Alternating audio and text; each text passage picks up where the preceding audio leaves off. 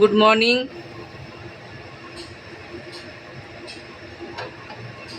Welcome to আলোর kitchen. আলোর কিচেনের আজকে রান্না হবে লাউ আলু ভাজা। একটু এরকম খেয়ে দেখবেন, খুব ভালো লাগে। সবাই তো লাউ অনেক ধরনের রান্না করেন, আমি একটু অন্যরকম রান্না করছি। এই যে একটা কড়াইতে আলু লাল করে নেব, আর একটাতে লাউ টমেটো নুন দিয়ে আমি জাস্ট জল দিয়ে 2টো সিটি মেরে নেব।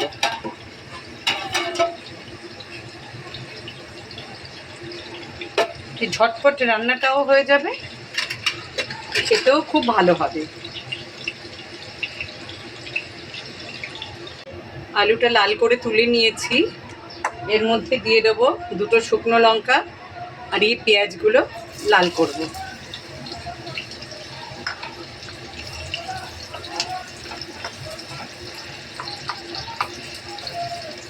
পেঁয়াজ লাল হয়ে গেলে এর মধ্যে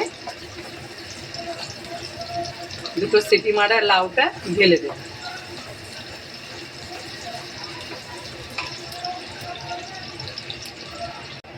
সিটি মেরে নিয়েছি, এবারে আমি এই পেঁয়াজ লাল আর এর মধ্যে লাউটা দিয়ে দেব।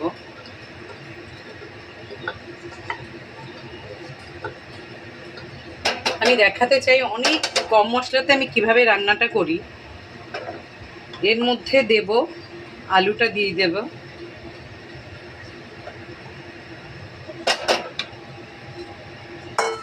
এর মধ্যে পড়বে ধনে জিরে গোলমরিচ, ব্যাস এইটুকুই আমার মশলা, আর কিন্তু কিছুই পড়বে না এখানে।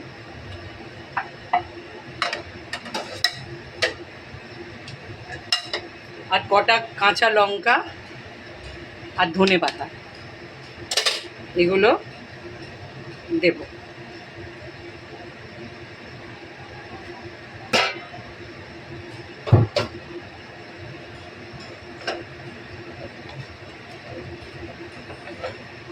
এগুলো দিয়ে পুরো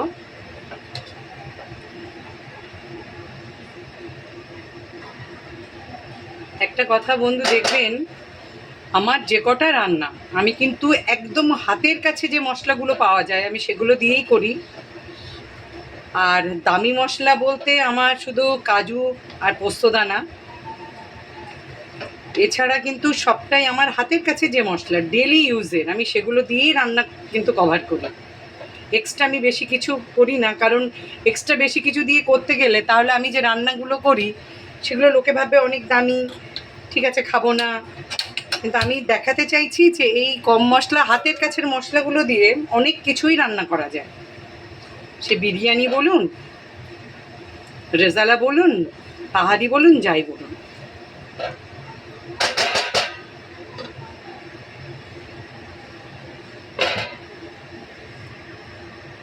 দেখুন এটা একদম পুরো জল শুকিয়ে নিয়েছি, আর এইভাবে আমার এই লাউ আলু ভাজাটা কমপ্লিট হয়ে গেল।